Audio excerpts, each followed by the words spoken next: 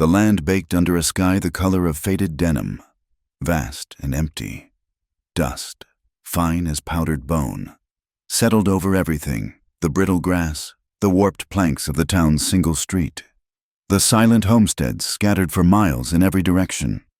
It was a country that promised nothing and demanded everything. A place where loneliness was as constant as the wind that whispered through the canyons. That wind was changing now. It carried a different scent, a damp, heavy smell of earth and ozone that spoke of the storms to come.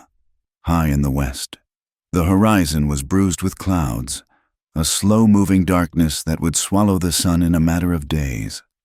In the town of Redemption, a place named for a hope few still possessed. The coming rain was the only topic of conversation. Men gathered on the porch of the general store, mending harnesses and chewing tobacco, their voices low as they spoke of leaky roofs and spooked cattle. They were hard men, their face carved by sun and worry. But the approaching storm season put a deeper line of concern around their eyes. This was not a land of gentle showers. It was a land of deluge and destruction, of flash floods that could scour a man's life's work from the earth in a single, roaring night. Inside one of the largest ranches, miles from town, Evelyn Danner moved through her house with a silence that had become her shield. At 24, she possessed a quiet grace that seemed out of place in the harsh landscape. Her hands, though accustomed to work, were fine-boned, and her movements were measured, as if she were afraid of making a sound that might draw unwanted attention. She had been married for 3 years to Charles Danner, a man whose wealth was as vast as his cruelty. The marriage had been an arrangement, a transaction to save her family from financial ruin. Her father, a man with a soft heart and poor business sense, had presented it not as a sale, but as an opportunity. Charles was a respected man. He had said he owned more land than any other rancher in the territory. She would want for nothing. He had not mentioned that the price of this security would be her own soul. The people in town saw Charles Danner as a pillar of the community. They saw his money, the fine horses he rode, the way he donated generously to the church building fund. They saw his confidence, which bordered on arrogance, and mistook it for strength. They also saw his wife. They saw the expensive fabrics of her dresses, always modest and gray or brown, and the perfect way she kept her hair pinned up. But they also saw the absence of light in her eyes and the way her lips never curved into a genuine smile. They whispered about it when Charles was not around. They spoke of his temper, the way his voice could cut like a whip, and how men who worked for him for too long often left with a haunted, beaten-down look. They wondered what life was like for the beautiful, silent woman who lived in his house, but they never dared to ask. She was as isolated as the single cottonwood tree that grew, stubborn and alone, by the dry creek bed on their property. Into this tense, waiting world rode Luke. He was a stranger, and the West was always wary of strangers. He led a tired-looking buckskin horse down the main street of Redemption, his posture slumped with the weariness of a long journey. He was lean, his clothes worn and patched, his face weathered by sun and wind. A dusty hat was pulled low over his eyes, but they missed nothing. They were the eyes of a man who had seen too much, shadowed and cautious. He carried no more than what he could tie to his saddle, a bedroll, a canteen, and a rifle in a worn leather scabbard. There was an air of impermanence about him, as if he might disappear with the next gust of wind. He was looking for work, something to see him through the coming storms before he moved on. He never stayed in one place for long. The past was always at his heels, a ghost he could not outrun, and its whispers were loudest when he was idle. Evelyn had come into town for supplies, a rare trip she was allowed to make alone. Charles trusted her in public. Her quiet obedience was a testament to his control. She was standing at the counter of the general store, her list of flour, salt, and coffee beans held in her gloved hand. When the bell above the door jingled, she did not look up immediately, but she felt a change in the room's atmosphere. The low murmur of conversation quieted for a moment. She felt a presence, a stillness that was different from the usual restless energy of the town. When she finally lifted her eyes, she saw him. He was standing just inside the door, letting his eyes adjust to the dim light. He took off his hat, revealing dark, sweat-dampened hair. He ran a hand through it, and the gesture was so simple, so human, that it made her heart give a strange, unfamiliar flutter. He looked over toward the counter, and for a fraction of a second, his gaze met hers. It was nothing, and it was everything. In his eyes, she saw a weariness that mirrored her own, a deep, abiding loneliness that she recognized as if it were a reflection in a mirror. There was no judgment in his look, no appraisal, only a quiet, startling recognition. For that one moment, she felt seen, not as Charles Danner's wife, not as a silent figure in a gray dress, but as a person. The connection was so sudden, so intense, it was like a physical touch. Panic seized her. She tore her eyes away, her cheeks flushing with heat. She looked down at her list, her hands trembling slightly. Such a look was dangerous. Any interest, any emotion other than quiet deference, was a betrayal in her husband's eyes. She paid the storekeeper, her movements stiff, and gathered her parcels without looking up again. As she left, she could feel the stranger's gaze on her back, a silent, questioning weight. She hurried to her wagon, her heart hammering against her ribs, and did not look back. That evening, the air in the Danner house was thick and heavy, charged with the same oppressive energy as the clouds gathering outside. Supper was a silent affair. Charles ate with a focused intensity, the sounds of his fork scraping against the plate unnaturally loud in the quiet dining room. Evelyn picked at her food, her appetite gone, the brief encounter in town replaying in her mind. "You were in town for a long time today," Charles said suddenly, his voice flat. He did not look at her, but she felt his words like a probe, searching for a weakness. "The store was busy. Charles, everyone is preparing for the storm," she answered, her voice soft, barely a whisper. He finally looked up, his eyes cold and assessing. "Did you speak to anyone?" "Only Mr. Henderson at the store." It was the truth, but it felt like a lie. Her silence with the stranger felt more significant than any words she could have exchanged. Charles leaned back in his chair, wiping his mouth with a napkin. He was a large man, not fat, but broad and solid, with a presence that seemed to suck all the air from a room. "I do not like you spending so much time there. People talk. They look." His gaze narrowed. "I saw a drifter ride in this afternoon. A man with a gun and nothing else. You see him?" Evelyn's blood ran cold. She kept her eyes fixed on her plate. "I saw a few men. I did not pay them any mind." "You are a liar," he said, his voice dropping to a low, menacing growl. He stood up, and the heavy chair scraped loudly against the wooden floor. He walked around the table until he was standing behind her. She flinched as his hand came down on her shoulder, his fingers digging into the fabric of her dress, gripping her with bruising force. "You think I do not know what you are? You think I do not see the way you look out that window? You are my wife. You belong to me. Your thoughts, your body, everything. It all belongs to me." She remained perfectly still, her breathing shallow.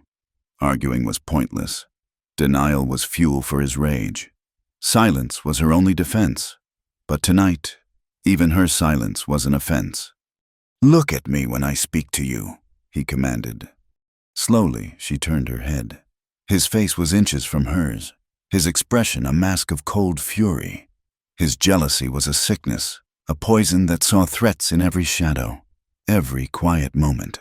He saw the flicker of fear in her eyes and mistook it for guilt. "What did you do in town, Evelyn?" he whispered, his breath hot against her cheek. "Did you smile at him?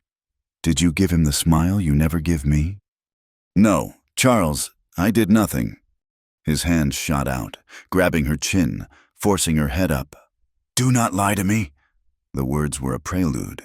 She closed her eyes, bracing for what she knew was coming. The slap was hard and sharp. the force of it snapping her head to the side. The sound echoed in the silent room. Pain exploded in her cheek, hot and stinging. Tears welled in her eyes, but she refused to let them fall. She would not give him the satisfaction. His grip on her shoulder tightened. "Your silence is insolence," he hissed, his voice trembling with rage. He shoved her, and her chair toppled over, sending her sprawling to the floor. "I will teach you respect. I will teach you what it means to be a wife." He stood over her, his shadow a monstrous shape in the flickering lamplight. She curled into herself on the hard floorboards, her body aching, her spirit shrinking into a small, dark corner of her mind where he could not reach it. He saw her submission and, his anger spent for the moment, he grunted with satisfaction. He righted the chair, picked up his half-empty glass of whiskey, and left the room without another word, leaving her alone on the floor amid the ruins of their meal. Later that night, long after the house had fallen into a deep and troubled silence, Evelyn stood by the bedroom window. A low, distant rumble of thunder vibrated through the glass. Her cheek throbbed with a dull ache, and a fresh set of bruises was already beginning to form on her shoulder. She touched the tender skin, her fingers tracing the map of her husband's ownership. Outside, the world was a canvas of black and gray. The wind was rising, making the old house groan. A flash of lightning illuminated the plains for a split second, revealing a world stripped bare, vulnerable and vast. In that brief, stark light, she saw the fences, the barns, the endless stretch of land that was her prison. She saw a world governed by the laws of men and the judgment of a God who seemed to have turned his face away. She thought of the stranger in town. She pictured his eyes, the quiet understanding she had seen there. It had been a glimpse of another world, a world where she might not be so alone. She pressed her forehead against the cool glass, a single tear finally escaping and tracing a hot path down her cold skin. She wished the storm would come. She wished it would be the biggest storm the world had ever seen. She wished it would wash away the ranch, the town, her life, everything. Let the lightning strike the house and burn it to the ground. Let the floods come and carry her away. Any escape, even oblivion, felt better than this slow, suffocating death. The thunder rolled again, closer this time, a promise and a threat, and she stood there for hours, watching the sky, praying for a destruction that might feel like salvation. The next morning, the sky was a sheet of bruised purple. The air was still and humid, holding its breath before the coming onslaught. Luke rode out of town at dawn, heading for the Danner Ranch. He had asked around for work, and the name Danner came up more than once. The man owned the most land, had the most cattle, and always needed hands, especially with the storm coming. The pay was decent, they said, but the man himself was a devil to work for. Luke had worked for devils before. It was the work that mattered, the sweat and strain that would hopefully quiet the ghosts in his head for a while.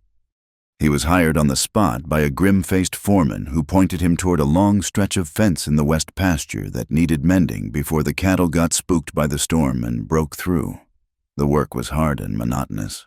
He dug new post holes, stretched wire until his hands were raw, and hammered staples into the wood.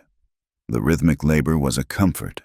It kept him grounded, focused on the physical world, on the scent of the dry earth and the feel of the splintered wood. Around midday, he saw a figure walking toward him from the direction of the ranch house. It was her, the woman from the store. He stopped working, leaning against a fence post and wiping the sweat from his brow with the back of his glove. She carried a bucket of water, walking with that same careful grace he had noticed before. Evelyn's heart was a frantic drum against her ribs. Charles had ordered her to take water to the new hand. It was a test, she knew, a way for him to observe her, to see if she would falter. She kept her eyes down as she approached, focusing on the sloshing of the water in the bucket. "The foreman sent me with water," she said, her voice barely audible over the rising wind. She did not look at him as she set the bucket down. Luke took the dipper she offered, his calloused fingers brushing against hers for a barest moment. The contact was like a spark of static electricity, unexpected and sharp. He drank deeply, the cool water a relief in the oppressive heat. "Much obliged, ma'am," he said, his voice raspy. She nodded, still not meeting his eyes. An awkward silence stretched between them, filled only by the wind whistling through the fence wire. They were two people from different worlds, a drifter and a rancher's wife. Yet, in that moment, beneath the heavy, expectant sky, they were simply a man and a woman, both trapped by circumstances they could not control. "The storm looks to be a bad one," he said, making conversation. "Yes," she whispered, "it does." He saw the way she held herself, her shoulders slightly hunched, as if waiting for a blow. He saw the tension in her jaw. His gaze fell to her wrist as she reached to steady the bucket, and he saw it, a dark, ugly set of bruises. The distinct shape of fingers, circling her delicate skin just above the cuff of her dress. He said nothing. He could not. To speak of it would be to cross a line that could bring nothing but trouble down on both of them, especially her. But his jaw tightened, a muscle jumping in his cheek. He had seen marks like that before, on the faces and arms of women in dusty saloons and broken-down homesteads. He recognized the signature of a coward's rage. He looked from the bruises back to her face, and this time she was looking at him. Her eyes were wide, filled with a desperate, pleading shame. She knew he had seen. She knew he understood. In that silent, shared knowledge, something shifted between them. The polite distance of strangers dissolved, replaced by a raw, unspoken intimacy. He was no longer just a drifter, and she was no longer just a rancher's wife. They were two lonely souls who had seen the ugliness in each other's world. The first drop of rain, fat and cold, splattered in the dust at their feet. Then another, and another. The wind picked up, whipping her skirts around her legs and tearing at the pins in her hair. "You should get back to the house, ma'am," Luke said, his voice low and rough. "It is about to break." She nodded, grabbing the handle of the now lighter bucket. She turned to leave, but hesitated for a moment, as if wanting to say something more, but there were no words for what lay between them. She hurried back toward the house, her small figure struggling against the powerful gusts of wind. Luke watched her go, a cold anger settling in his gut. He watched until she was just a silhouette against the dark, imposing shape of the ranch house. The sky opened then, the rain coming down not in drops but in a solid, gray sheet, instantly turning the dust to mud. He put on his hat, picked up his tools, and began the long walk back to the bunkhouse, his mind no longer on the fence or the storm, but on the woman with the haunted eyes and the bruised wrist. From her window, Evelyn watched him disappear into the deluge. She watched the tall, lean stranger become one with the rain and the wind, a solitary figure moving through the chaos. Her hand went to her cheek, the skin still tender from the night before. Her heart pounded in her chest, a wild, frantic rhythm that was not just fear of her husband or the storm. It was something else, something new and terrifying and full of an unspoken promise. It was the flicker of a dangerous hope. The rain did not stop. For 3 days it fell in a solid, unbreaking sheet, turning the world to a uniform gray. The sky was a close, heavy lid, and the horizon disappeared behind a veil of water. The dry creek bed behind the house became a churning, muddy torrent that tore at its banks, dragging ancient cottonwood roots into the current. The lower pastures, where the best grass grew, were now a vast, brown lake, dotted with the bloated carcasses of drowned cattle. The sound of the storm was a constant roar, a blend of hammering rain, howling wind, and the deep, resonant growl of thunder that seemed to shake the very foundations of the earth. The ranch hands, one by one, gave up the fight. They were good men, accustomed to hardship, but there was nothing to be done against a flood of this magnitude. They cut the fences to the high ground, hoping some of the herd might save themselves, and then they rode out, seeking the relative safety of town or higher ground, their faces grim. Soon, only the foreman remained, a stubborn old man who finally conceded defeat on the fourth day. He stood on the porch, his hat soaked and dripping, and told Charles Danner there was nothing more he could do. He would check on his own family. When the waters receded, he would return. His departure left the ranch eerily empty. The sprawling property, usually bustling with the noise of men and animals, was now silent save for the storm. 3 people were left, marooned in the big house on the rise: Evelyn, Charles, and Luke, the drifter, who had been offered a place to stay in the barn until the weather broke. They were 3 points of a volatile triangle, trapped together in a world that had shrunk to the walls of the house and the relentless, drumming rain. Inside, the atmosphere grew more suffocating with each passing hour. Charles paced the length of the main room like a caged animal, a glass of whiskey perpetually in his hand. The storm had undone him. It was an act of God, an uncontrollable force that mocked his wealth and his power. His land was being washed away. His cattle were dying, and he was helpless to stop it. His impotence festered, turning inward, and found a target in his wife. His paranoia, always simmering beneath the surface, began to boil over. He watched Evelyn constantly, his eyes following her as she moved through the house, checking for leaks, tending the fire. He saw conspiracy in her silence, accusation in her downcast eyes. He began to fixate on the drifter. The man was out there in his barn, a stranger, a man with a gun. He started to connect the stranger's arrival with his wife's perceived defiance. "He is still out there," Charles would mutter, staring out the window at the barn, a dark shape barely visible through the downpour. "Why is he still here? The others left." "The roads are flooded." "Charles," Evelyn said, her voice calm, trying not to provoke him. "He has nowhere to go." "Or he is waiting," Charles sneered, turning from the window to fix her with a venomous glare. "Waiting for what? Are you waiting for something, Evelyn?" She did not answer, merely lowered her gaze and continued her work. Her silence enraged him further. He began to drink more heavily, the whiskey stripping away the last of his restraint.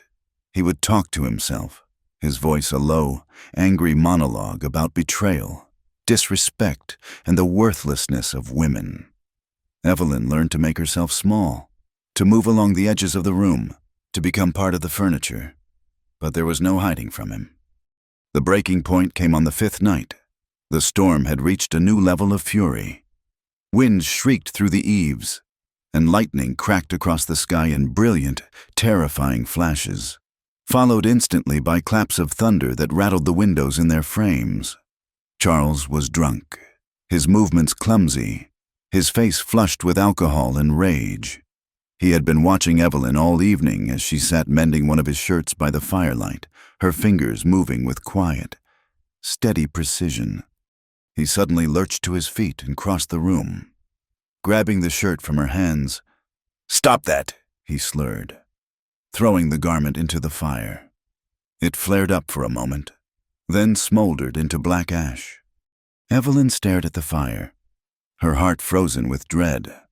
"You sit there, so calm, so perfect," he spat, his body swaying.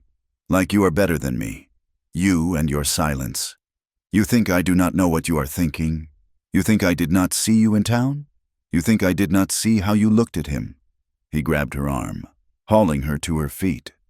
"The drifter, the hired hand. Is that what you want? A man who smells of dirt and sweat?" "Charles, you are drunk," she said, trying to pull away. His grip tightened, his fingers like bands of iron. "I am your husband." He drew the words out, his voice thick with menace. He raised his hand, and she instinctively flinched, turning her face away. The blow was a clumsy, open-handed strike, but it had all his weight behind it. It caught her on the side of the head, sending her stumbling backward into the stone hearth.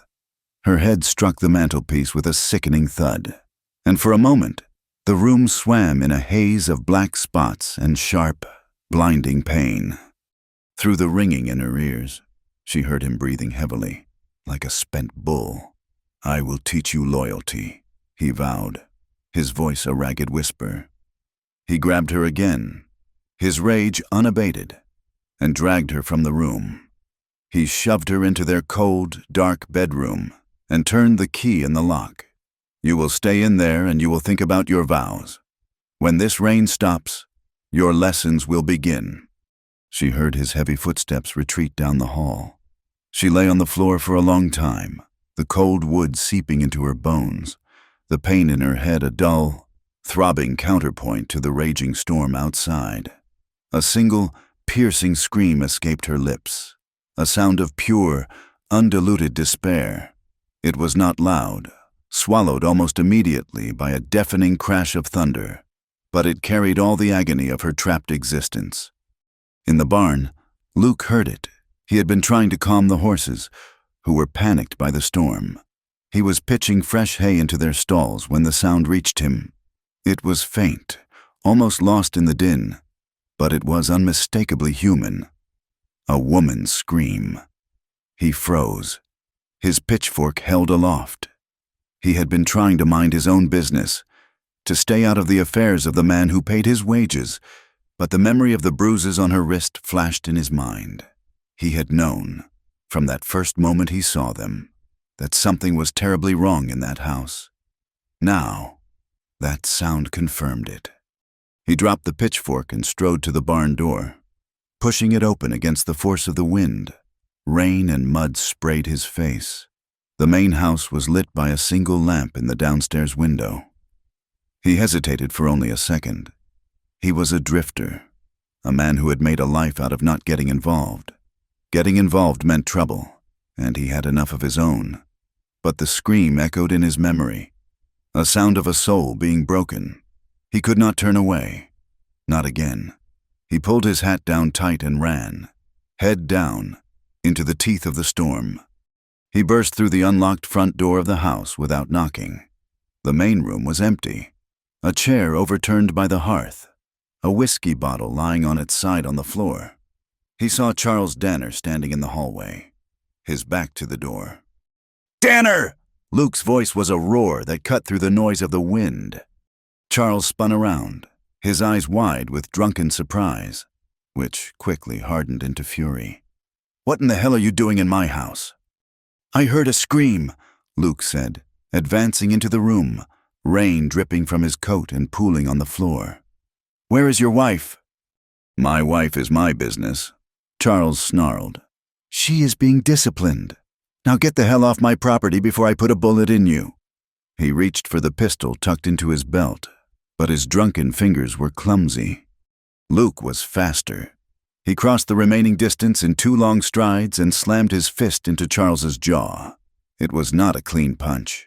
Charles staggered back, catching himself on the wall, a look of shock on his face. He shook his head, a low growl building in his chest, and charged. He was bigger than Luke, heavier and fueled by whiskey and rage.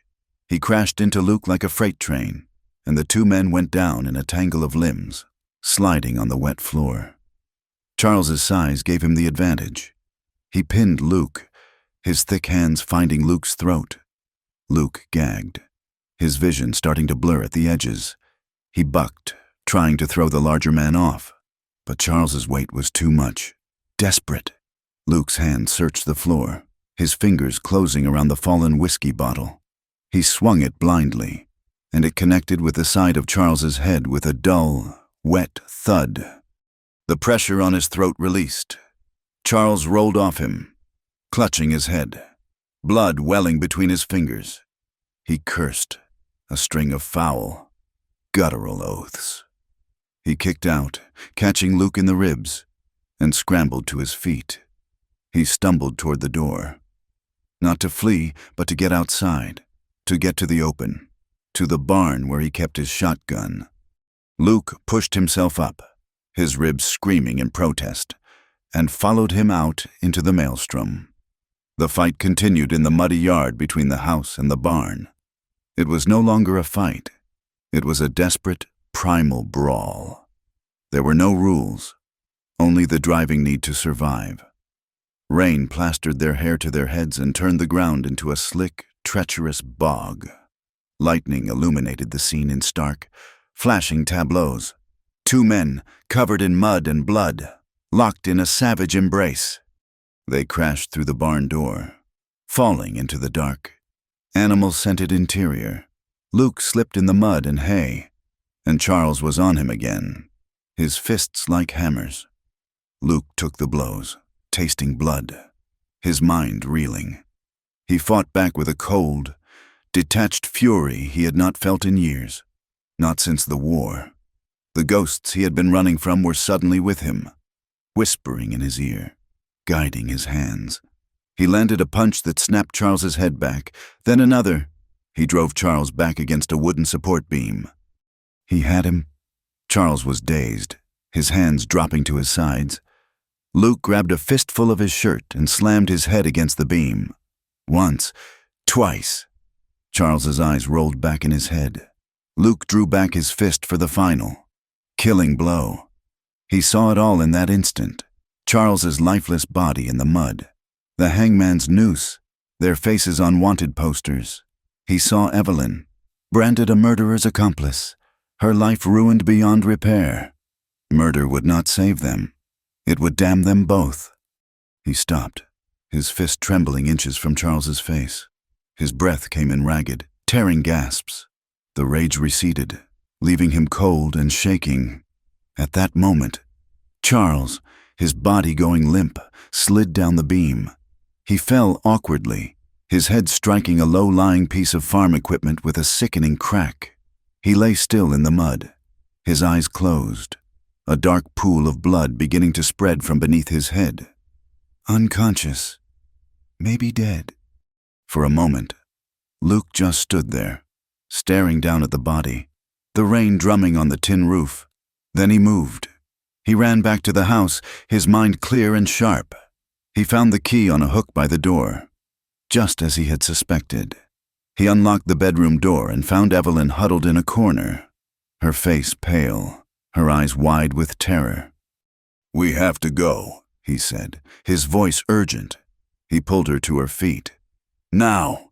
She resisted, shaking her head. "What happened? Where is he?" "There is no time," he said, grabbing her arm and pulling her out of the room and into the storm. She stumbled after him, her mind unable to process the chaos. They fled into the dark prairie, away from the ranch, away from the light. The wind tore at them, and the rain was so thick they could barely see. Lightning split the sky, and in its flash, Luke could see the terror on her face. They were running, but he had no idea where they were going. They were just moving, putting as much distance as they could between themselves and the man lying in the barn. They ran until their lungs burned and their legs gave out. They reached the bank of the creek, now a raging river, its muddy waters chewing at the earth. Evelyn collapsed to her knees in the mud, shaking uncontrollably, half from cold, half from shock. "I did not want anyone to be hurt," she whispered, the words torn away by the wind. Sobs racked her body, deep, painful sounds of guilt and terror. She was free of the house, but she was not free. She had traded one prison for another. Luke knelt beside her. The violence was over, and now he was left with its fragile consequence. He took off his heavy canvas coat and wrapped it around her trembling shoulders. It was soaked through, but it was all he had to offer. "You are safe now," he said, his voice rough with exhaustion. He knew it was a lie. Safety was a luxury neither of them could afford. They were fugitives now. The world would hunt them. She looked up at him, her face streaked with rain and tears. Beneath the roar of the storm, her hand came up and touched his, her fingers trembling against his skin.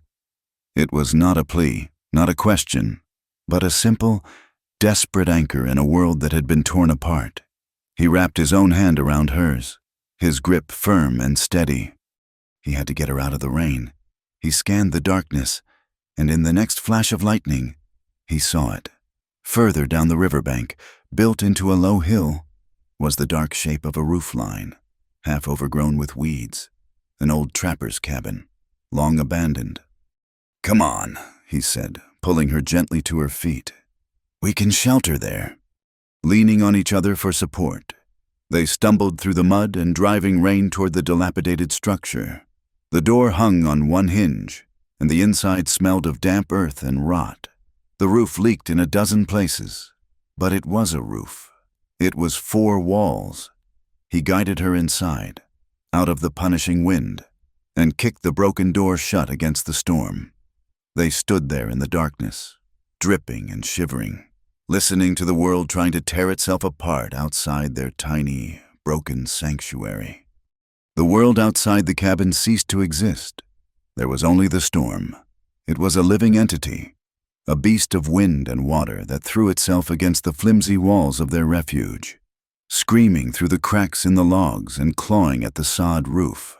For days, they were suspended in a perpetual twilight, the sky a churning mass of dark clouds that blotted out the sun. Time lost its meaning, measured not in hours but in the lulls and crescendos of the thunder. They were utterly, completely alone, adrift in a roaring ocean of rain. In the first hours, they barely spoke. They were 2 shivering, mud-caked strangers bound by a shared act of violence. Luke worked with a grim, focused energy, using his knife to shave slivers from the driest parts of the interior logs to start a fire. He found an old tin bucket and placed it under the worst of the leaks. The small fire he managed to coax to life in the dilapidated stone hearth was a fragile miracle, a tiny spark of warmth and light against the overwhelming dark and cold. Evelyn huddled in the driest corner, wrapped in his damp coat, her body trembling with a chill that had little to do with the temperature. Her mind was a maelstrom of guilt and fear. She saw Charles's face, his eyes wide with surprise and pain. She saw him fall. She saw the blood, again and again. The images played behind her eyes, each time more vivid, more damning. She had run. She had abandoned her husband, the man she had sworn before God to honor and obey. Whether he was dead or alive, she was a sinner, a fugitive. She had broken the laws of man and the commandments of God in a single, terrifying night. She pressed her hands together, her lips moving in a silent, desperate prayer. But the words felt hollow, a mockery. How could she ask for forgiveness when a part of her, a deep, secret part, felt a stunning, terrible relief? The thought was so monstrous it made her gasp. She was guilty not only of what had happened, but of what she had wished for in the dark corners of her heart. Luke saw her torment. He saw the way she stared into the fire, her eyes wide and unseeing. He saw the tremors that racked her body. He left her to her silence, understanding that some wounds were too deep for words. He moved about the small cabin with a quiet competence that was strangely calming. He found a half-empty sack of hardened flour in a corner, left by some long-gone trapper. He mixed it with water from a relatively clean drip and cooked a thin, tasteless gruel in a rusted pot he found near the hearth. He brought it to her, a small portion in a cracked wooden bowl. "You need to eat," he said, his voice low. She shook her head, unable to speak. "Just a little," he insisted gently, and set the bowl beside her. He did not press her further. He simply went back to the fire, tending it, his presence a steady, undemanding constant in the chaos. Later, he approached her with a strip of cloth torn from the hem of his own shirt, dampened with rainwater. "Your head," he said softly. "It is bleeding still." She had forgotten about the sharp pain where her head had struck the mantelpiece. She allowed him to gently push the damp hair from her forehead. His touch was hesitant, respectful, his calloused fingers surprisingly gentle as he cleaned the gash. It was a simple act of care, but for Evelyn, it was a revelation, a man's touch that was not meant to possess, to hurt, or to control, a touch that was meant only to soothe. She closed her eyes, a wave of exhaustion and gratitude washing over her, and for the first time since they had fled, The violent trembling in her limbs began to subside. His quiet care was a balm, slowly softening the edges of her terror. Night fell, but the darkness inside the cabin was no different from the darkness of the day. They sat on opposite sides of the small fire, the flames casting their long, dancing shadows on the rough log walls. Sleep was a luxury neither could afford for long. Evelyn would drift into a shallow, restless slumber, only to be jolted awake by a crash of thunder or a nightmare of her own making. In those waking moments of the long night, she would listen to him. He slept in short, fitful bursts, and in his sleep, he talked. His murmurs were thick with the ghosts of his past. He spoke names she did not know: Josiah, Samuel, a woman named Clara. He gave quiet, urgent commands. Hold the line. Fix bayonets. Sometimes he would cry out, a sharp, pained sound, and his hands would clench into fists as if gripping a rifle. She heard the rattle of gunfire in his sleeping voice, the boom of cannons, the whispers of a war that had clearly never ended for him. He was not just a drifter looking for work. He was a soldier who had lost his war, a man haunted by a violence far older than the brawl in her barn. Hearing his pain made her own feel a little less isolating. They were both haunted, just by different ghosts. In the lulls between the thunderclaps, in the quiet moments when the rain eased to a steady drumming on the roof, they began to talk. The words came slowly at first, hesitant and careful. He asked her about the gash on her head. She found herself telling him, her voice a low monotone, about the argument, the thrown shirt, the shove. She spoke of it not as an accusation, but as a simple, weary statement of fact. Her confession seemed to open a door between them. In the flickering firelight, surrounded by the storm, the normal rules of the world seemed to fall away. There were no social stations, no judgment, only two people stripped bare by circumstance. He married me to settle a debt, she told him one afternoon, her gaze fixed on the flames. My father made some poor investments. Charles owned the bank that held my father's notes. The choice was my family's ruin or my hand.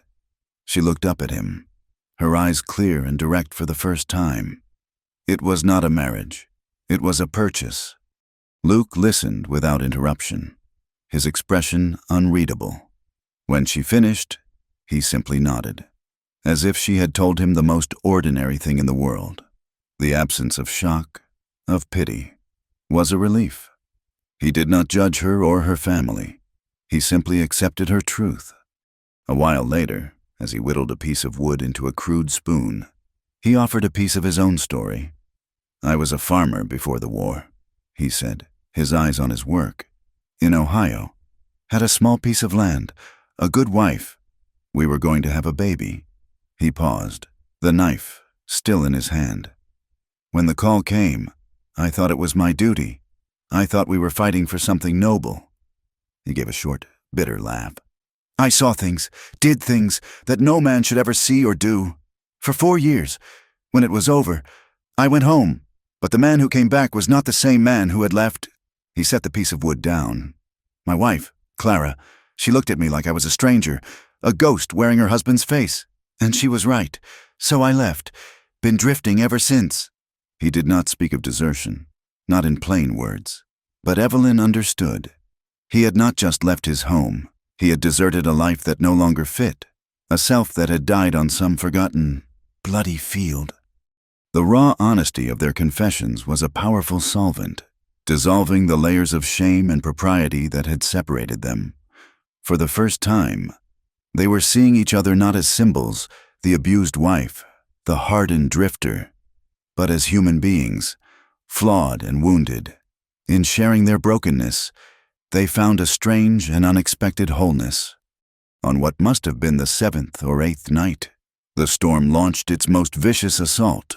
The wind rose to a demonic shriek, and a section of the sod roof, heavy with a week of accumulated water, groaned under the strain. With a sound of tearing earth and splintering wood, a large section of it gave way. A torrent of muddy water and debris poured into the cabin. extinguishing their precious fire in a cloud of hissing steam and plunging them into absolute darkness. Instinctively, Luke grabbed her, pulling her into the far corner, the only part of the small structure that seemed stable. "Stay here!" he yelled over the roar. He felt his way back, grabbing the one threadbare blanket from his bedroll, and returned to her side. He threw it over both of them, creating a makeshift tent against the water that now streamed down the walls. They huddled together under the blanket, their bodies pressed close. The cold was immediate and intense, seeping into their bones. Evelyn was trembling violently, and Luke wrapped his arms around her, trying to share what little body heat he had. She was small and fragile in his arms, yet he could feel the frantic, bird-like beating of her heart against his chest.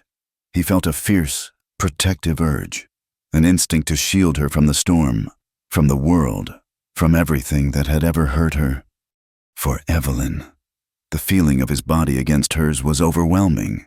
The solid wall of his chest, the strength in his arms, the simple, undeniable warmth of him.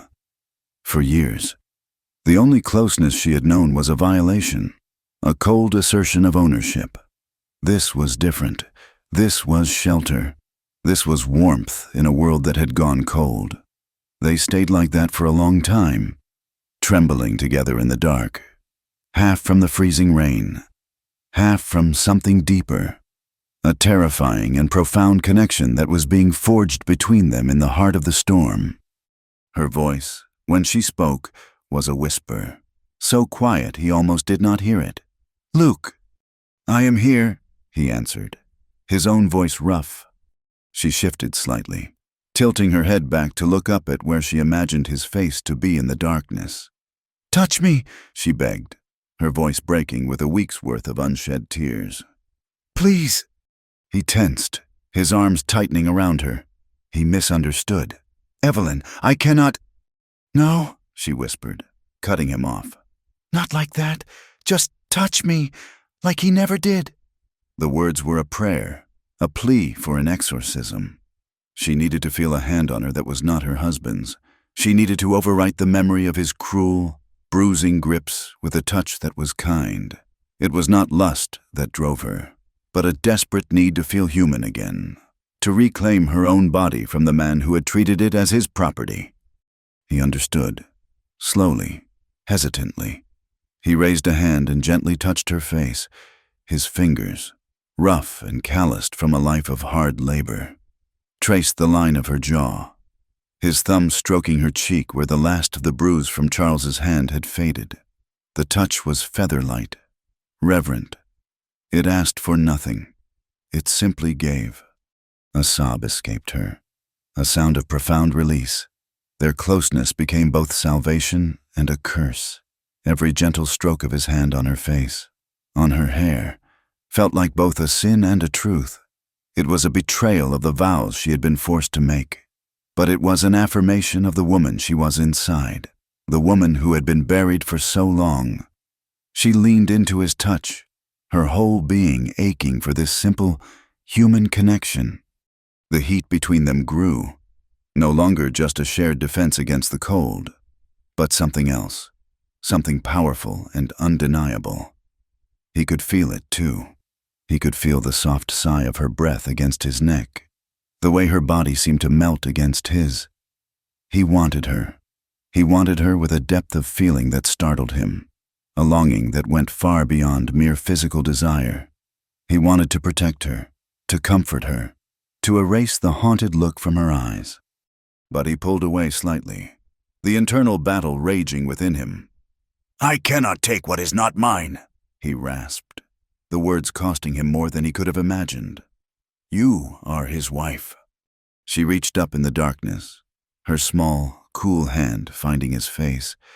She cupped his jaw, her touch as gentle as his had been. "I was never anyone's to begin with," she said softly, but with a new and startling firmness. It was a declaration of independence, a quiet but powerful claim to her own soul. That was all. That was everything. He lowered his head and found her lips in the darkness. The kiss was not hungry or demanding, but tender and searching. It was a kiss of shared sorrows, of mutual loneliness, of a desperate, fragile hope. In silence, with the storm howling its furious anthem outside, he undressed her. He moved slowly, his hands gentle, as if unwrapping something precious and easily broken. And she, for the first time in her life, gave herself to a man not out of duty or fear, but out of a deep, aching need to be seen, to be held, to be valued. Their coming together was as quiet and as elemental as the storm itself. It was a tender, desperate act, a silent communion of two broken people trying to make each other whole. It was painfully, beautifully human. Afterward, they lay tangled together under the damp blanket, the sound of their own breathing loud in the near silence as the storm began, at last, to recede. They did not speak. There were no words for what had passed between them. It was a comfort, a solace, a moment of pure, unadulterated life in the midst of chaos. But as the first pale gray light of a false dawn began to filter through the cracks in the cabin walls, they both lay awake, staring into the darkness.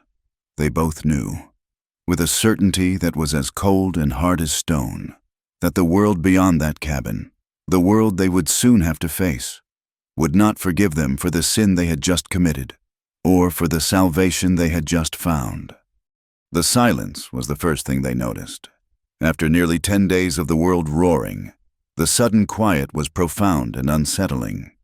It was a dead silence, broken only by the drip of water from the eaves of the cabin and the mournful cry of a distant bird. The rain had stopped. They emerged from the dark, musty cabin into a world washed clean and brutally rearranged. The sun was a pale, watery disk in a sky of bruised clouds, its weak light glinting off a landscape transformed into a vast, shallow sea of brown water. The world was ruined. The plains were a mirror of mud, reflecting the grim sky. The creek that had been their landmark was now a wide, slow-moving river, its banks erased. In the distance, they could see what was left of the Danner Ranch. It was a wreck, a collection of broken shapes against the horizon. The great barn had a hole in its roof, and the main house seemed to sag in the middle, as if its spine had been broken. It was a scene of utter desolation. Luke stared at the devastation, his face a hard, unreadable mask. "We go west," he said, his voice flat. It was not a suggestion. It was a statement of the only logical path. "We do not go back there. We find a high trail, head for the mountains, California, Oregon, a place where nobody knows our names." He looked at her, his eyes pleading for her to understand. "There is nothing for us here but a rope." Evelyn wrapped her arms around herself, shivering in the damp air. Everything he said was true. It was the sensible, rational choice. To run, to disappear, to become two more nameless faces in the ever-moving tide of westward expansion. But the thought of it settled in her stomach like a cold stone. Her whole life, she had been running in place, trapped in a cage of duty and fear. To flee now would be to trade one cage for another, a larger one perhaps, but a cage nonetheless. A life lived in the shadows, always looking over her shoulder, always waiting for the past to catch up. "I cannot," she whispered, shaking her head. "I cannot live like that. Luke, I cannot spend the rest of my life wondering. We do not even know if he is dead. I have to go back. I have to know." "Know what?" he asked, his voice sharp with frustration. "It does not matter if he is dead or alive. They will find blood in that barn. They will find you gone, and me with you. They will only see one story, Evelyn, and it is not the true one. They will hunt us." "Then let them," she said, her voice gaining a strength that surprised them both. "I will not be a fugitive. I will not let him, dead or alive, turn me into a coward who runs from shadows. I will go back and I will face whatever is there. I will tell the truth." Luke looked at her, at the stubborn set of her jaw and the fire in her eyes. and he saw the woman she was becoming, a woman forged in terror and tenderness. He knew he could not change her mind. He also knew he could not leave her to face it alone. His own life of running had ended the night he heard her scream. He let out a long, slow breath, the air of a man accepting a fate he knew would be cruel. "All right," he said softly. "We go back." The ride back was a slow, grim journey through a drowned world. The air was thick with the smell of wet earth and decay.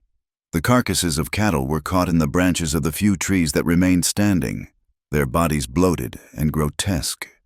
The ground was a treacherous mire of mud that sucked at the hooves of Luke's weary horse, the only animal to have survived in the relative shelter of the old cabin's lean-to. They rode double, Evelyn sitting in front of him, her back pressed against his chest. His arms were a steady presence around her, a silent promise in the desolate landscape. As they drew closer to the ranch, the scale of the destruction became overwhelming. Fences were gone. Entire sections of pasture simply scoured away. The barn stood, but one of its great doors had been torn from its hinges. The main house was worse than they had imagined. A portion of the roof had collapsed under the weight of the rain, bringing down the entire west wing, including the master bedroom where Evelyn had been locked. Had she not been taken from it, she would have been crushed. They dismounted, their boots sinking into the soft mud. The silence here was different. It was a heavy, watchful silence, full of unspoken questions. They found the front door hanging open. Inside, the house was a ruin of waterlogged furniture and fallen plaster. They made their way to the barn, their steps hesitant.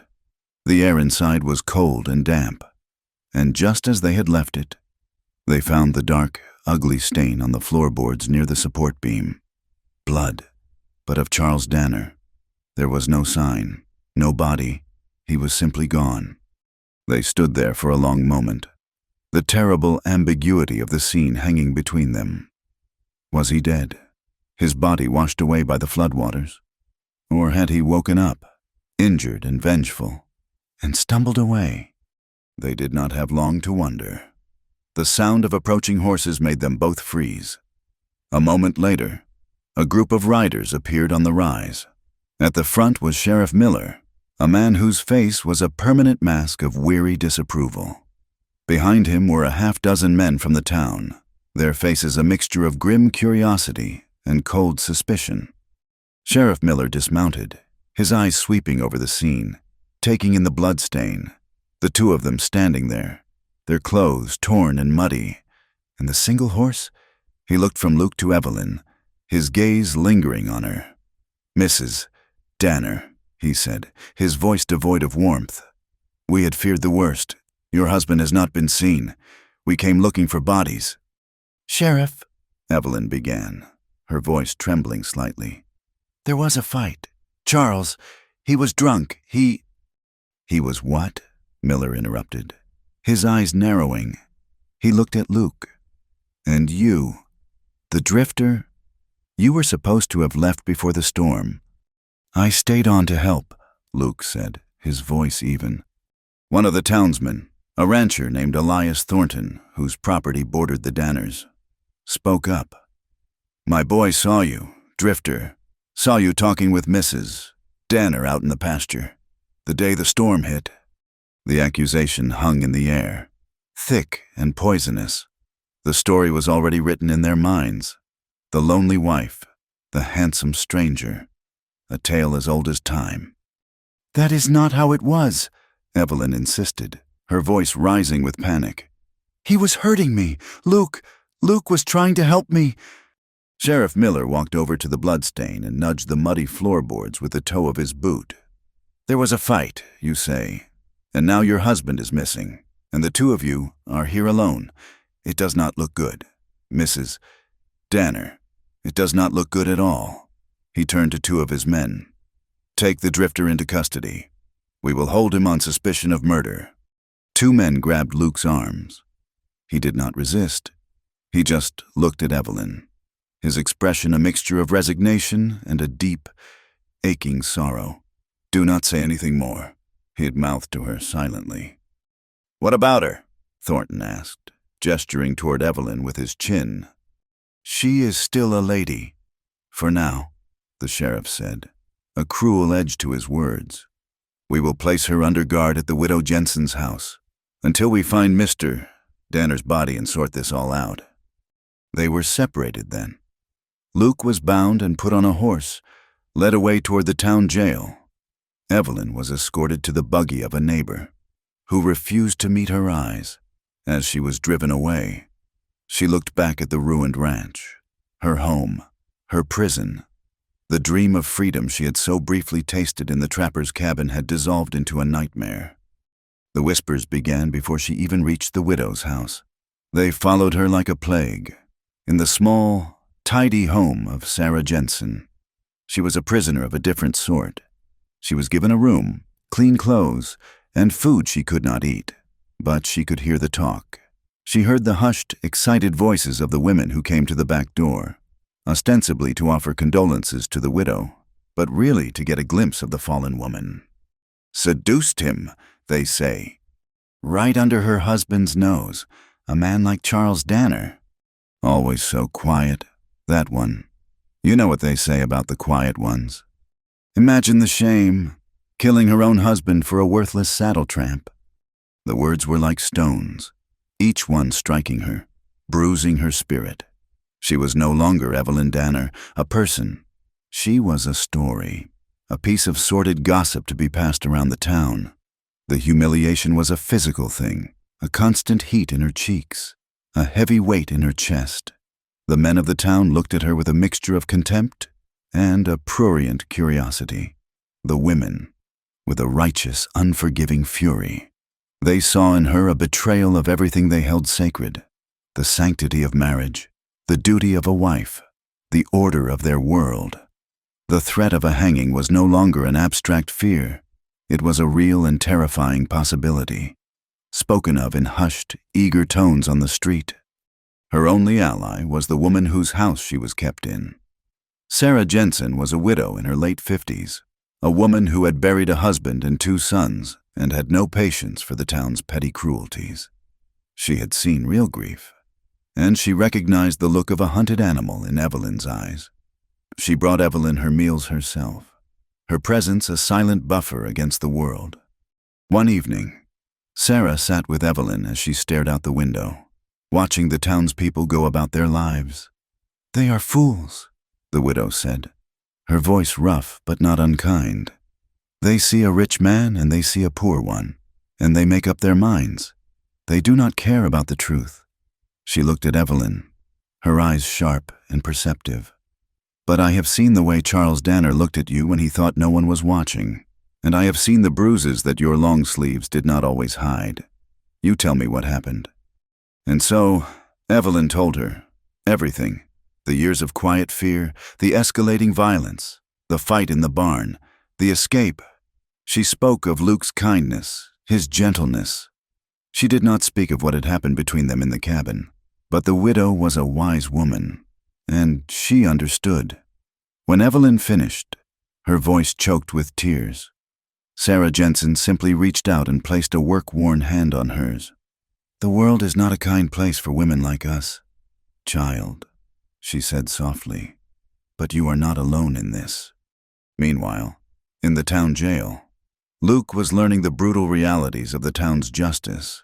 The cell was a small, stinking box of stone and iron. Sheriff Miller had questioned him for hours, his questions punctuated by blows from his deputies. They wanted a confession. They wanted him to say that Evelyn had planned it all, that she had promised him money and herself if he would get rid of her husband. Luke took the beating in silence. His ribs ached, his face was swollen, and a cut over his eye bled freely, but he would not give them the words they wanted. Every blow was a price he was willing to pay.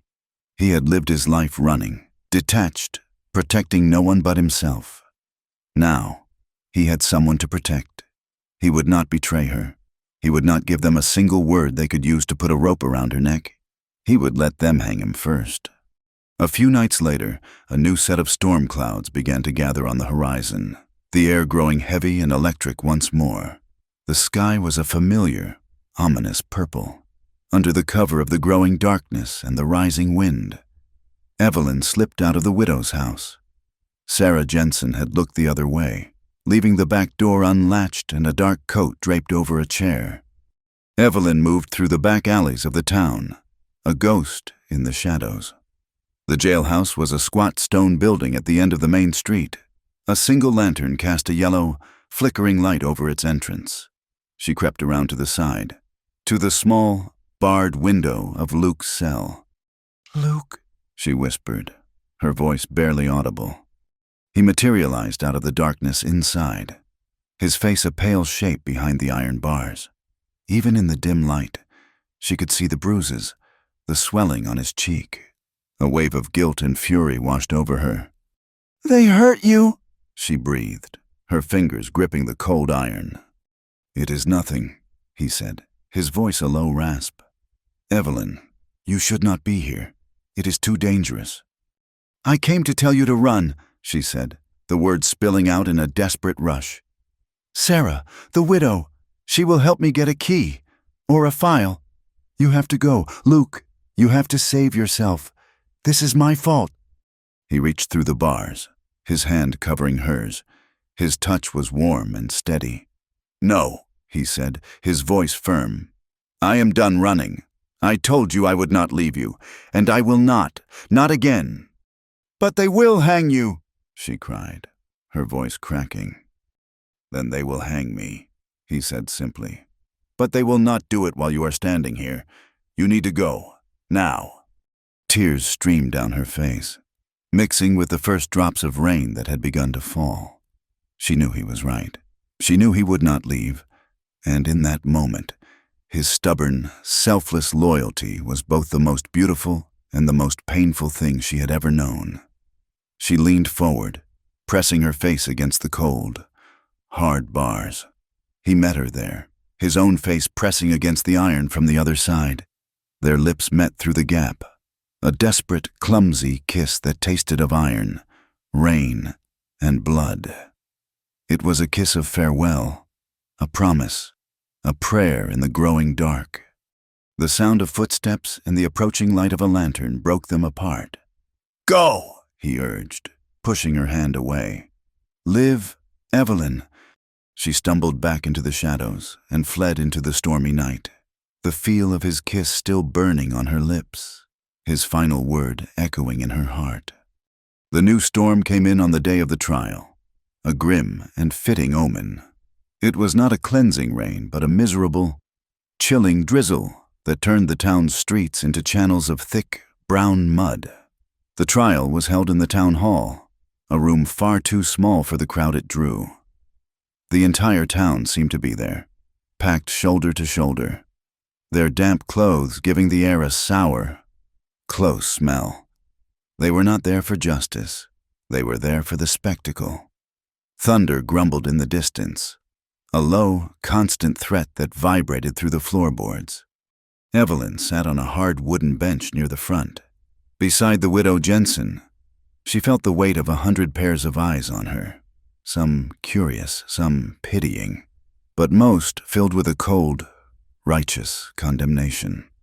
She had been brought over from the widow's house under guard, a pariah in her own town. Across the room, they brought Luke in, his wrists in shackles. He looked thinner, his face pale beneath the bruises, but he held his head high. When his eyes found hers, he gave a small, almost imperceptible shake of his head, a silent command for her to be strong. The proceedings began. A dreary recitation of formalities by a circuit judge with a weary face and impatient eyes. The prosecutor laid out the case with theatrical flair, painting a lurid picture of a conniving wife and a greedy, violent drifter. The story was simple, sordid, and easy for the jury of grim-faced ranchers and merchants to believe. Evelyn listened to the lies, her hands clenched so tightly in her lap that her knuckles were white. It was then that the doors at the back of the room burst open with a crash that made everyone jump. A gust of wind and rain swept inside, and framed in the doorway stood a figure from the grave. It was Charles Danner. He was alive. A collective gasp swept through the room. Charles stood there for a long, dramatic moment, leaning heavily on a carved cane. He was a ruined version of the man he had been. A thick, jagged scar ran from his temple down his cheek, pulling one side of his mouth into a permanent, gruesome sneer. His left eye was clouded and milky.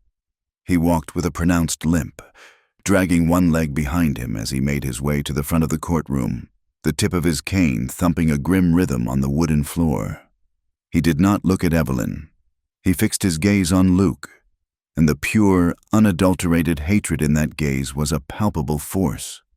The courtroom erupted into chaos, which the judge hammered into silence with his gavel. The trial was no longer about murder, but something far more potent: betrayal.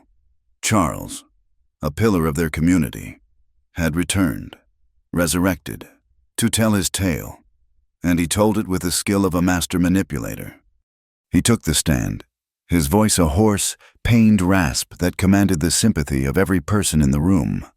He claimed he had woken in the barn, his head bleeding, his memory a blur.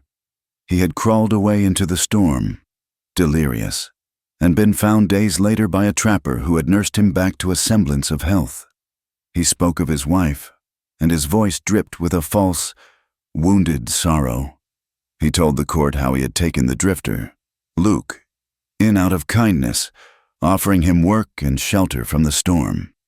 "I treated him as a guest," Charles said, his good eye sweeping over the rapt faces of the jury. "And he repaid my Christian charity by attempting to steal my life, and my wife." He paused, letting the weight of the words settle. "I saw them. In the days before the storm, I saw the way they looked at each other. I am not a blind man. I saw her, encouraging him, smiling for him in a way she never smiled for me." A low murmur of outrage went through the crowd. "That night," Charles continued, his voice dropping to a conspiratorial whisper, "he came at me in the barn. He was like a wild animal. He spoke of my land, my money. He said she deserved a better man. He said they would be happy together. Once I was in the ground, he beat me, left me for dead, and fled with my wife, the woman who stood by and watched him do it. It was a masterful performance, a tapestry woven from threads of truth and venomous lies. He painted Luke as a monster, a violent outlaw who preyed on good people. He painted Evelyn as a weak-willed, deceitful adulteress who had conspired to see her husband dead. When it was Evelyn's turn to speak, the atmosphere in the room had already turned to stone. She walked to the stand, her legs trembling. She looked at the faces of the jury, men she had known her whole life, and saw no hope of understanding. Still, she had to try. For Luke. "It is not true," she began, her voice barely a whisper. "Charles, my husband, he was not a kind man." She took a breath, forcing herself to speak louder. "He was cruel. That night, he had been drinking. He hurt me. He locked me in my room." Her voice began to shake, the memory of that night flooding back. "Luke heard me scream. He was not trying to steal anything. He was trying to protect me. The fight, it was because Charles attacked him first." The prosecutor, a portly man with a condescending smile, rose to his feet. "Mrs. Danner, are you saying that your husband, a respected man in this community, a man who provided you with a fine home and everything you could ever want, was a brute?" "Yes," she whispered. "And this drifter, this stranger with no past and no prospects, he was your champion, your knight in shining armor?" The men in the jury box exchanged knowing glances. A few of them smirked. "He was a decent man," Evelyn said, tears welling in her eyes. "He showed me kindness." "I see," the prosecutor said, his tone dripping with insinuation. "And did his kindness extend beyond the barn, Mrs. Danner? In the days you were alone with him?" Shame and fury burned in her cheeks. She could not speak. Her silence was taken as confession. Her truth, spoken with a shaking voice and tear-filled eyes, was dismissed as the incoherent rambling of a hysterical, guilty woman. The judge told her to step down, his face a mask of weary disgust. The trial, for all intents and purposes, was over. Luke was allowed to say nothing in his own defense. The jury was out for less than 10 minutes. They found him guilty of attempted murder and assault with intent to do grievous harm. The judge, his voice ringing with self-importance, spoke of the need to maintain law and order, to protect their community from dangerous vagrants who threatened the sanctity of their homes. He sentenced Luke to hang at dawn. A cry was torn from Evelyn's throat. Luke was dragged away, but not before he looked at her one last time. There was no blame in his eyes, no fear, only a profound, heartbreaking sorrow and a silent, desperate love. That night, something inside Evelyn broke, or perhaps something was finally forged. She sat in the dark in her room at the widow's house, listening to the rain lash against the window. The law was a lie. Society was a cage. Justice was a word used by powerful men to protect their own. She had tried to play by their rules, to tell the truth, to appeal to their sense of decency, and they had laughed at her. They had condemned the only person who had ever shown her true kindness. The despair she felt was so vast, so complete, that it circled back on itself and became a cold, hard certainty. If the world would not give her justice, she would take it. She rose from her chair and went to find Sarah Jensen. The old widow was sitting by her fire, her knitting lying still in her lap. She looked up as Evelyn entered, her eyes full of a deep, sad wisdom.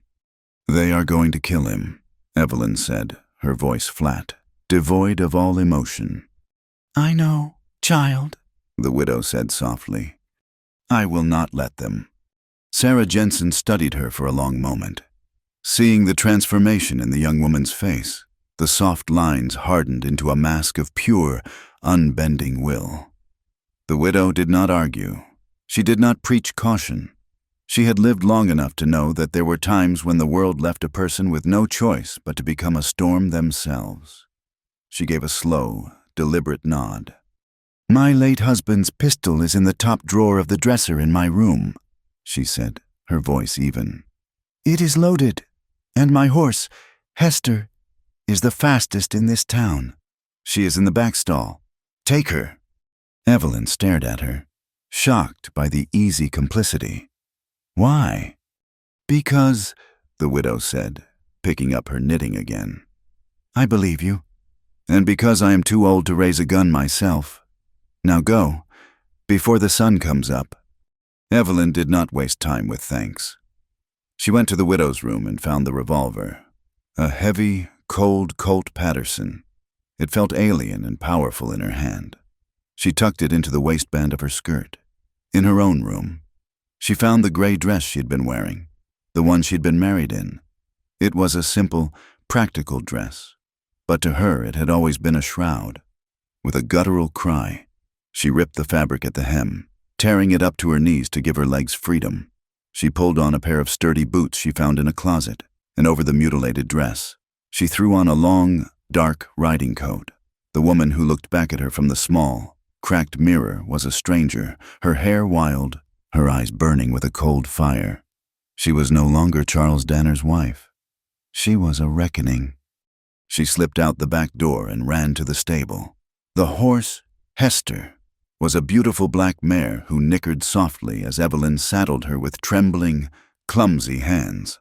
She led the horse out into the muddy alley, mounted, and urged her into a gallop, heading out of town and into the stormy darkness, circling around to approach the jail yard from the east, where the woods came closest to the edge of town. Dawn broke gray and weeping. A small, grim crowd had gathered in the jail yard, their faces pale in the half-light. They stood in a semicircle around the makeshift gallows, a raw timber platform with a single, thick beam overhead. Luke was led out, his hands bound behind him. He walked steadily, his face calm as he mounted the few steps. He ignored the jeers and the pious pronouncements of the preacher. He scanned the crowd, his eyes searching, and a flicker of something, disappointment or perhaps relief, crossed his face when he did not find who he was looking for. The sheriff placed the coarse hemp noose around his neck. He read the sentence in a loud, formal voice, his words nearly lost in a sudden, violent peal of thunder that shook the very ground. The air crackled with lightning, and at that exact moment, a rider burst from the tree line like an avenging spirit. It was Evelyn. She rode the black mare at a full gallop, her coat flying behind her, her face a mask of terrible fury. The crowd screamed and scattered, people stumbling over each other in the mud to get out of the way. The sheriff and his deputies fumbled for their guns, stunned by the impossible apparition. Evelyn did not slow down. She raised the heavy revolver, steadying it with both hands as the horse thundered across the yard. On the platform, the hangman, a burly deputy, shoved Luke forward and reached for the lever that would drop the trap door. Lightning split the sky again, a brilliant, blinding flash, and in its light, Evelyn fired. The roar of the Colt was deafening. The bullet, impossibly, miraculously, struck the rope just above Luke's head. It did not sever it cleanly, but it tore through the fibers, and under Luke's weight, the damaged rope snapped. He fell, not through the trap door, but choking and gasping to the wooden platform as the broken end of the noose whipped past his face. Chaos erupted. One of the deputies fired a wild shot, the bullet kicking up mud near the horse's hooves. Evelyn did not flinch. She rode the mare right up to the platform, leaning down and extending her hand. "Luke!" He scrambled to his feet, tearing at the remnants of the noose at his throat. Blood trickled from a raw burn on his neck. He grabbed her hand and she hauled him up behind her, his arms locking around her waist. Another shot rang out, and this one found its mark, grazing Luke's side. A hot, searing pain. He grunted but held on tight. Evelyn wheeled the mare around, kicking her hard. The horse leaped forward, charging back through the scattering, terrified crowd. They were a vision from a nightmare. The wild-eyed woman in a torn dress and the condemned man, clinging to her as blood and rain mingled and ran down his side. They galloped out of the yard, past the stunned faces of the townsfolk, and disappeared back into the woods, swallowed by the rain and the wilderness. They were wounded, they were fugitives, and they were hunted, but for the second time, they were free. They rode until the horse could run no more, until its breath came in ragged, steaming clouds, and its flanks were slick with sweat and foam. For days they pushed eastward, into the rugged, broken country that climbed toward the great mountains. They moved like ghosts, traveling by night when they could, resting in hidden ravines during the day, always watching their back trail. The muddy plains gave way to rocky foothills, and the air grew thin and cold. The persistent, miserable rain of the lowlands turned to a fine, sharp sleet, and then, finally, to the first soft, silent flakes of snow. They had escaped the valley, but they had traded one unforgiving landscape for another. Luke's strength waned with every mile. The bullet had torn through his side, and in the frantic, unclean aftermath of their escape, the wound had begun to fester. Evelyn did what she could. She tore strips from her own petticoat to make fresh bandages, washing the wound with icy water from mountain streams. But she had no medicine, no way to fight the fever that was steadily consuming him. He would ride slumped forward in the saddle, his head resting against her back, his body radiating a terrifying heat. Sometimes he was delirious, murmuring names and places from his past, his voice a low, rough whisper against her ear. In his lucid moments, he would try to reassure her, his words a thin thread against the vast, cold silence of the high country. "Just a little further," he would whisper, his breath labored. "Need to get higher. They will not follow us into the snow." They found shelter just as the first true blizzard of the season descended, a swirling curtain of white that erased the world. It was a small, abandoned hunting shack, nestled in a high, secluded basin, almost completely hidden by a stand of ancient pines. It was little more than a single room with a stone hearth and a rickety bunk. but to them, it was a palace. It was a place to stop running. With the last of his strength, Luke helped her get the exhausted horse into a small lean-to, and then he collapsed onto the bunk, his body racked with shivers. The roles were now completely reversed. In the trapper's cabin, he had been her protector, the quiet, steady force that had pulled her back from the edge of despair. Now, she was his. All the quiet grace and gentle deference that had defined her past life were burned away, replaced by a fierce, unbending will to survive, a will to keep him alive. She became a creature of the mountains. She learned to read the tracks of snowshoe hares and squirrels, and she hunted them with a heavy Colt revolver, its loud report echoing unnervingly in the silent woods. The first time she killed, she was sickened, but she field-dressed the small animal with a grim determination, cooking the meat into a thin broth that she spoon-fed to Luke. She learned to find the driest wood, to keep the fire going day and night, a constant battle against the encroaching, deadly cold. She melted snow for water and spent hours boiling her petticoat strips into clean bandages. She tended to his wound with a devotion that was a form of prayer. She cleaned it twice a day, her touch gentle, her heart aching as he gritted his teeth against the pain. The infection was deep, the flesh around the bullet hole angry and swollen. The fever would rage for days, leaving him drenched in sweat and muttering to his ghosts. And then it would break, leaving him weak and shivering, but clear-headed. In those quiet, lucid moments, he would simply watch her as she worked, his eyes full of a love so profound and a sorrow so deep that it was almost more than she could bear. In the long, silent hours, trapped by the snow, they talked. They spoke of a future they both knew, in the logical parts of their minds, would never come. They built a life out of words, a phantom existence in a world far from the harsh realities of the West. "We could go east," she said one evening, spooning broth into his mouth. "To a city. Philadelphia, maybe. I have read about it. They have libraries and music." He managed a weak smile. "I am not much of a city man. Evelyn, I would not know what to do with myself." He coughed, a dry, racking sound that shook his whole body. When he could speak again, he said, "I always thought, before the war, I would buy the piece of land next to my father's. It had a creek running through it, good for watering stock." "Is that what you would want?" she asked, her voice soft. "A farm?" "A small one," he said, his eyes distant, looking at a memory. "A place where you can see your own fences. A place where a man can be quiet. We could have that. Somewhere no one knows us. We could change our names. I could be Samuel, and you could be Sarah." They would spin these fantasies for hours.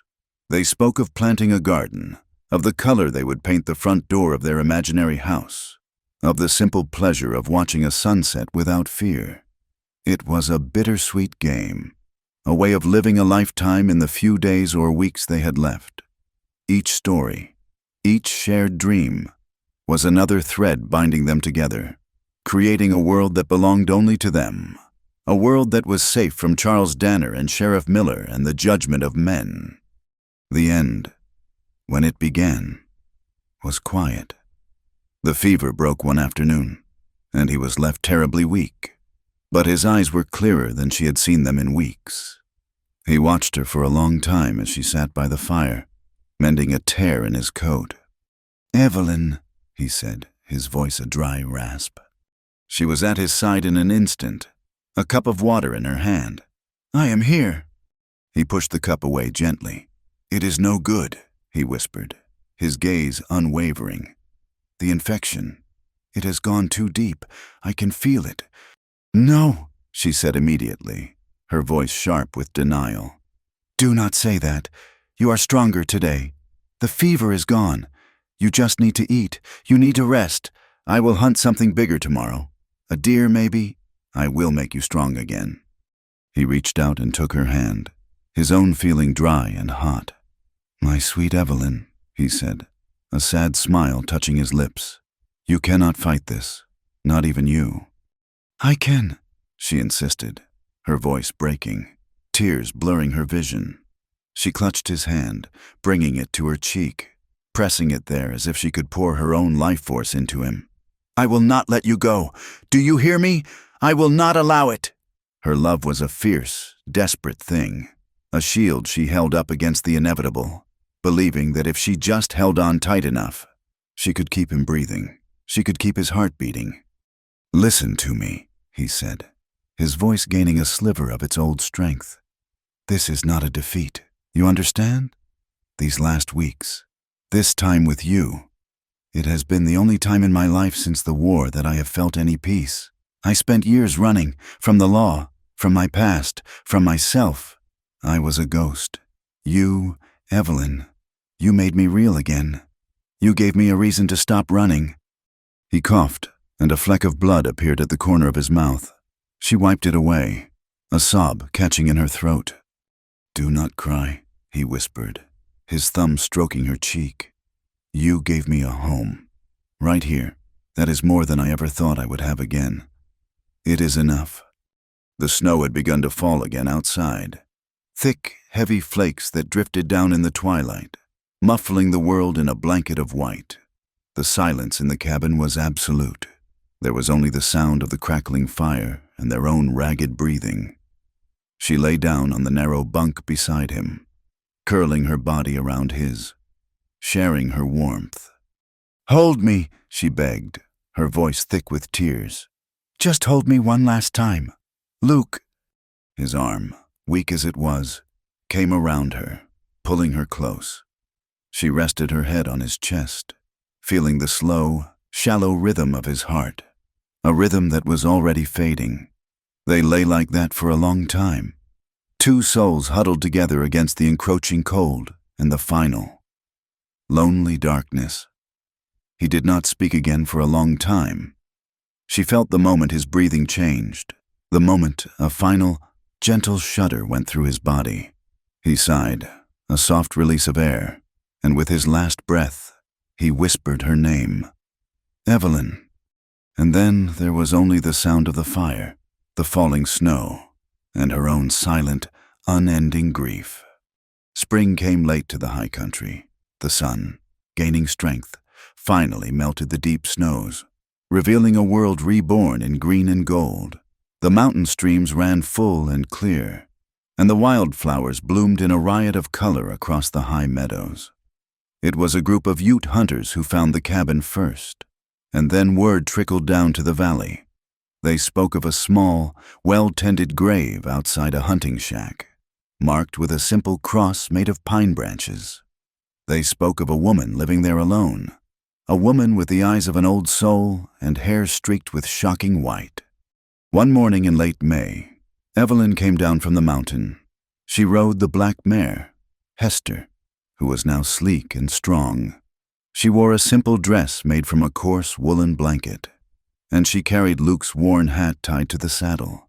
On her hand, there was no ring.